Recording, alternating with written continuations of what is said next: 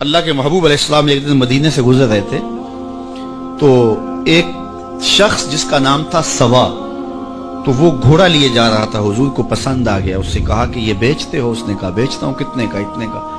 کہا کہ رکو میں اس کی قیمت لے کے آیا اور تمہیں دیتا ہوں۔ کسی نے اس کو رکے ہوئے دیکھا تو پوچھا یہاں کیوں کھڑے ہو؟ اس نے کہا مسلمانوں کے نبی سے اس گھوڑے کا سودا ہو گیا ہے، تو وہ قیمت لینے گئے۔ اس نے کہا مجھے زیادہ پیسوں سے دے دو، تو اس نے کہا میں تو یاد سودا کر چکا ہوں۔ اس نے کہا کہ کوئی گواہ تھا؟ کہا نہیں۔ کہا مکر جانا۔ اس کو پیسوں کی لالچ آ گئی، اس نے کہا ٹھیک ہے حضور، اتنے میں قیمت لے کے پہنچ گئے۔ تو اس نے کہا میں نے تو آپ سے سودا کوئی نہیں کیا۔ حضور نے کہا ابھی تو سودا ہوا ہے۔ وہ کہنے لگا میں نے سودا کوئی نہیں کیا۔ لوگ بھی اکٹھے ہونے لگے، ہجوم بن گیا۔ اب حضور کہے میں نے گھوڑا خریدا ہے، وہ کہے میں نے بیچا نہیں۔ اب جب لوگوں کا ہجوم بنا تو لوگوں کے ہجوم کا بھی ایک پریشر ہوتا ہے۔ تو اس نے کہا کہ اگر بات لوگوں پہ چلی گئی تو صادق بھی یہ ہے، امین بھی یہ ہے، تو لوگ تو انہیں سچا کہیں گے۔ اس نے کہا اچھا مجھے یہ بتائیں کہ جب دو آدمیوں کے مابین یوں نزاع بن جائے تو اس میں تصفیہ کی صورت کیا ہوتی ہے آپ کی شریعت میں؟ تو حضور نے فرمایا میری شریعت تو کہتی ہے کہ جو مدعی ہے وہ گواہ لائے، والیمین علی من انکر، جو انکار کرتا ہے وہ قسم دے دے۔ اس نے کہا پھر ٹھیک ہے، آپ کا دعویٰ ہے کہ آپ نے گھوڑا خریدا ہے تو پھر آپ گواہ دیں، اور اگر آپ کے پاس گواہ نہیں ہے تو پھر میں قسم دے دیتا ہوں۔ جھوٹ اس نے پہلے بول لیا تھا، قسم دینا اس کے لیے مشکل نہیں تھا، اس کو یہ بھی پتا تھا گواہ کوئی نہیں۔ تو اس نے کہا جناب آپ گواہ پیش کر دیں تو میں گھوڑا دے دیتا ہوں جس قیمت پہ آپ بتا رہے ہیں، اور اگر آپ کے پاس گواہ نہیں ہے تو پھر میں قسم دے دیتا ہوں۔ اب بھری بزم تھی، لوگوں کا ہجوم تھا، اور اس نے ایک ایسی بات کی۔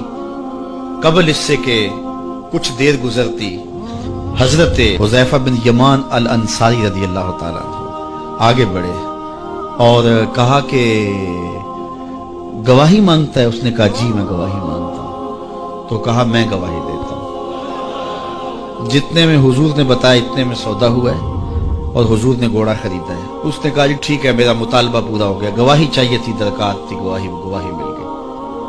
تو اس نے گھوڑا دے دیا اور قیمت اس نے لے لی۔ قیمت اس نے اپنی مرضی کی گھوڑے کے مطابق ہی لی تھی، وہ تو زیادہ پیسوں کے لالچ میں مکرا تھا۔ تو خیر اس کو راستہ نکلنے کا مل گیا۔ لوگ ہٹنے لگے تو حضور نے حضرت حذیفہ رضی اللہ تعالیٰ عنہ کو اشارے سے قریب کیا اور کہا کہ تم نے گواہی دی، تم تو موقع پہ موجود ہی نہیں تھے، تو تم نے گواہی کیسے دی؟ تو حضرت حذیفہ رضی اللہ تعالیٰ عنہ نے کہا حضور گھوڑا کیا ہے، آپ کے کہنے پہ تو ہم نے رب کی گواہی دے دی، ہم نے رب کو دیکھا تھا، آپ نے کہا نہ ہے تو ہم نے مان لیا، تو یہ گھوڑا کیا ہوتا ہے؟ تو حضور نے حضرت حذیفہ کا ہاتھ پکڑ کے فضا میں بلند کیا اور لوگوں کو کہا جانے والوں رک جاؤ۔ لوگ ٹھہر گئے۔ کہا کسی عدالت کچہری میں گواہ کی ضرورت ہو تو میری شریعت 2 گواہ مانگتی ہے، لیکن جہاں میرا خزیمہ ہوگا، ہاں حذیفہ نہیں، خزیمہ بن ثابت انصاری رضی اللہ عنہ، جہاں میرا خزیمہ ہوگا وہاں ایک ہی گواہی 2 کے قائم مقام ہوگا۔ فیض پہنچا اے رضا احمد پاک کا، ورنہ ہم کیا جانتے خدا کون ہے۔ میں اگر خدا سے ملنا چاہوں تو مجھے بتاؤ نہ کہ میں کدھر جاؤں، شرق کو جاؤں، غرب کو جاؤں، شمال کو جاؤں، جنوب کو جاؤں، نیچے سوراخ کروں، اوپر سیڑھی لگاؤں، کدھر جاؤں؟ آئیے ذرا قرآن کو اصول دیکھیے۔ وَإِذَا سَأَلَكَ عِبَادِي أَنِّي فَإِنِّي قَرِيبٌ، حبیب میرے بندے تیرے پاس آ کے میرا پوچھتے ہیں، بندے میرے ہیں، مجھے ڈھونڈتے ڈھونڈتے تیرے پاس آ گئے اور تیرے پاس آ کے پھر میرا پوچھنے لگے۔ فَإِنِّي قَرِيبٌ، ان آنے والوں کو بتلا دیجئے کہ میں دور نہیں ہوں، نیڑے ہی۔ فا تاقیبیہ کے بعد علماء تفسیر نے لکھا کہ کل مقدر ہے، یہاں کل ماننا پڑے گا۔ فَإِنِّي قَرِيبٌ اے فَقُلْ إِنِّي قَرِيبٌ، ان کو کہہ دیجئے کہ وہ دور نہیں، آگے ہو تو مل جائے گا۔ یہ ہے ترجمہ کل کے مقدر ماننے سے۔ لیکن صوفیہ فرماتے ہیں کل کو مقدر ماننے کی ضرورت ہی کیا ہے، بات ہی سیدھی ہے۔ حبیب میرے بندے مجھے ڈھونڈتے ڈھونڈتے تیرے تک آ گئے، تو محبوب جب تیرے تک آ گئے میں پھر بھی دور ہوں۔ میرے بندے جب مجھے ڈھونڈتے ڈھونڈتے تیرے تک جو آ گئے تو محبوب تیرے تک آگے ہیں تو میرے تک آگے۔